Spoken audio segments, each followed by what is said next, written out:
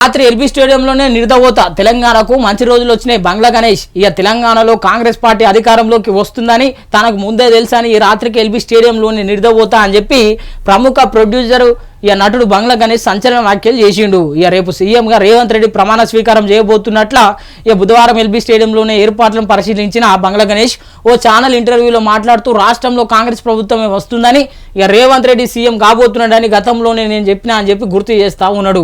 ఇక 200% ఈ రాత్రి ఈ స్టేడియంలోనే ఉంటానని స్పష్టం చేసిండు. ఇక రేవంత్ రెడ్డి సీఎం కావడం తనకు సంతోషంగా ఉందా అని చెప్పి అంటా ఉన్నాడు. ఇక తనకు ఎలాంటి పదవులు అక్కర్లేదని కేవలం పార్టీ కోసమే పనిచేస్తా అని చెప్పి చెప్పుకొస్తా ఉన్నాడు. ఇక చూడాల్సిన అవసరం అయితే ఉన్నది. ఇక మరి మొదటి నుంచి బంగ్లా గణేష్ గతంలో కూడా కాంగ్రెస్ పార్టీ తరఫున పోటీ చేసిండు, మనందరూ తెలిసిన విషయమే.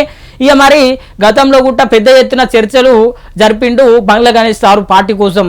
ఇక మరి అప్పుడు ఓడిపోయినప్పుడైతే ఇక చాలా వైరల్ అయినాయి బంగ్లా గణేష్ సార్ స్పీచ్లు, మనందరూ తెలిసిన విషయమే. ఇక మొత్తం మీద బంగ్లా గణేష్ సార్ కలలు కన్నా తెలంగాణ రాష్ట్రంలో ఇక కాంగ్రెస్ పార్టీ జెండా ఎగిరింది. ఇక మరి చూడాల్సిన అవసరం అయితే ఉండదు ప్రజలారా. మరి ఇక బంగ్లా గణేష్కి పార్టీ తరఫున ఏమన్నా టికెట్ ఇస్తారా ఏం సంగతి ఎదురు చూడాలి. ఇక మరి ఆ ముచ్చటట్లుంటే ఇక పార్లమెంటులో రేవంత్కు అభినందన వెల్లువ అని చెప్పి చూస్తూ ఉన్నాం. ఇక తెలంగాణ సీఎంగా రేపు ప్రమాణ స్వీకారం చేయబోతున్న రేవంత్ రెడ్డికి అభినందనలు వెలువెత్తుతున్నాయి. ప్రస్తుతం ఢిల్లీలో ఉన్న రేవంత్ ఇవాళ పార్లమెంట్ సమావేశాలకు వెళ్ళిండు.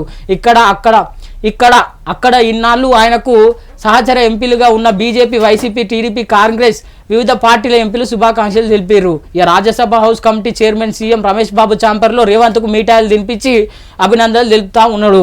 ఇక మరి ఎందుకంటే ఈ రోజుతోని ఎంపీ పదవికి రాజీనామా చేస్తూ ఉన్నాడు కాబట్టి ఇక మరి ఆ రాజీనామా పత్రాన్ని అందజేయాలి కాబట్టి ఈరోజు ఆ పార్లమెంటు సమావేశాలకు హాజరైండు ఎంపీ రేవంత్. ఇక రేపటి నుంచి సీఎం రేవంత్ అని మనం పిలవాల్సిన అవసరం అయితే వస్తుంది.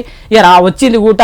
ఇక మరి ఇక మొత్తం మీద ఆయన సహచర ఎంపీలు ఇప్పుడు ఎవరైతే ఉన్నారో బీజేపీ పార్టీ కానీ వైసీపీ పార్టీ కానీ మిగతా పార్టీల ఎంపీలు అందరూ కలిసి ఇక రేవంత్ రెడ్డికి శుభాకాంక్షలు తెలిపి మొత్తం మీద సంతోషంగా స్వీట్లు వంచి మిఠాయిలు అయితే తిన్నట్లయితే మనకు తెలుస్తూ ఉన్నది.